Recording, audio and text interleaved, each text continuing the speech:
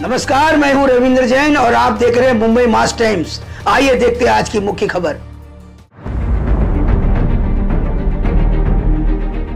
आमदार महेशजी चौगुले, हेमंतजी म्हात्रे, जयप्रकाशजी ठाकूर, हेमंतजी पवार, अविनाशजी कोळी, हर्षलजी पाटील, संदीपजी लेले, मधुकरराव मोपे, मीनाक्षीताई शिंदे, नानाजी सूर्यवंशी, वंदनाताई घोतपगार, प्रमोदजी इंगळे, मनीषा कर्लाद, महेंद्र पाटील, समीक्षाताई मारकड, भरत राजपूत।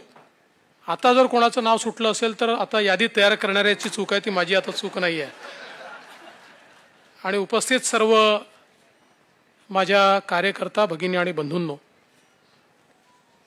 सर्वप्रथम मी आपल्या सर्वांचं मनपूर्वक अभिनंदन करतो की लोकसभेच्या निवडणुकीमध्ये ठाणे जिल्ह्यात आणि कोकण विभागात आपल्या महायुतीला तुमच्या सगळ्यांच्या आशीर्वादानं प्रचंड यश प्राप्त झालं।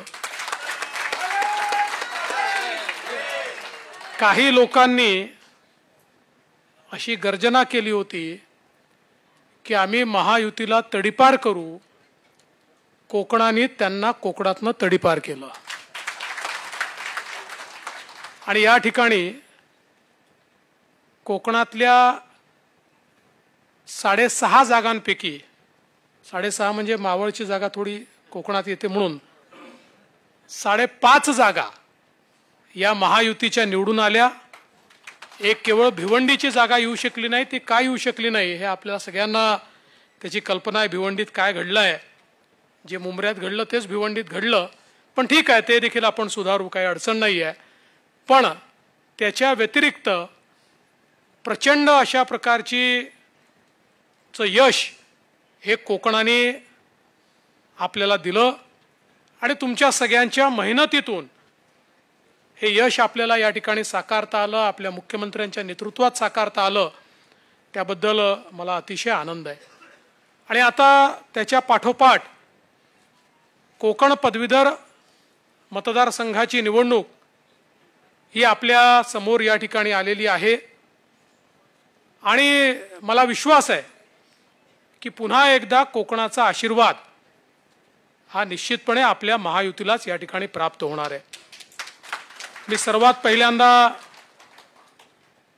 श्री राज ठाकरेजी यांचे देखील मनापासून आभार मानतो की त्यांनी मनसेच्या वतीनं अभिजित पानसेजींना उमेदवार म्हणून घोषित केलं होतं। त्यांनी पूर्वी मेहनत देखील केली होती, रजिस्ट्रेशन देखील केलं होतं, पण आम्ही राज ठाकरेजींना विनंती केली की निरंजन डावखरे आपले सिटिंग अशा प्रकारचे इथले आमदार आहेत आणि आपण महायुतीमध्ये सगळे एकत्रित काम करतो आहोत। नुकतंच आपण लोकसभेमध्ये देखील अतिशय चांगल्या प्रकारचं काम या ठिकाणी केलं आहे आणि म्हणून तुम्ही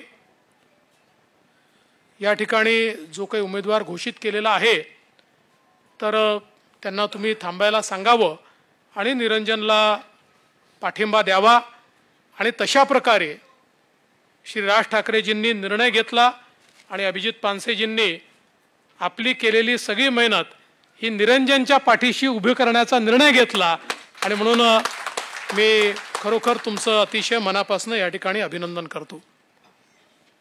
आत्ताच रवींद्र चव्हाण साहेबांनी म्हणजे या निवडणुकीत गुरुजींची मतं खूप महत्त्वाची असतात, तसं गुरुजींप्रमाणे नीट वोटिंग कसं करायचं, ते वोटिंग कसं काढायचं आणि वोटिंग करता काय काय पथ्य पाळायची, या सगळ्या गोष्टी आपल्यापुढे सांगितलेल्या आहेत। त्यामुळे त्याच्यामध्ये रिपिटेशन करण्याची आवश्यकता नाही आहे।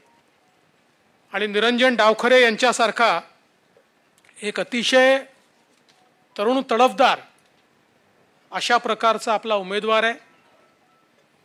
गेल्या 2 टर्ममध्ये 12 वर्ष निरंजन यांनी या मतदारसंघाचं प्रतिनिधित्व केलं आणि आपल्या स्वभावाने, आपल्या संपर्काने सर्वांना जिंकणारा अशा प्रकारचा आपला उमेदवार आहे। विशेषतः ज्या प्रकारे ते आपलं संपर्क सगळीकडे ठेवतात हे अत्यंत महत्त्वाचं आहे, कारण हा मतदारसंघ अत्यंत मोठा आहे. या ठिकाणी अख्खं कोकण त्याच्यामध्ये येतं. जवळपास मला वाटतं का 39 मतदारसंघ विधानसभेचे याच्यामध्ये येतात. त्यामुळे इतका मोठा सगळा पसार आहे. पण तरी देखील विधान परिषदेमध्ये पदवीधरांचे प्रश्न तर त्यांनी मांडलेच, पण जनसामान्यांचे जे प्रश्न होते ते प्रश्न देखील अत्यंत पोटतिडकीने त्यांनी मांडले आणि सभागृहातला परफॉर्मन्स देखील त्यांचा हा अतिशय चांगला राहिलेला आहे. विधान परिषदेतला एक अतिशय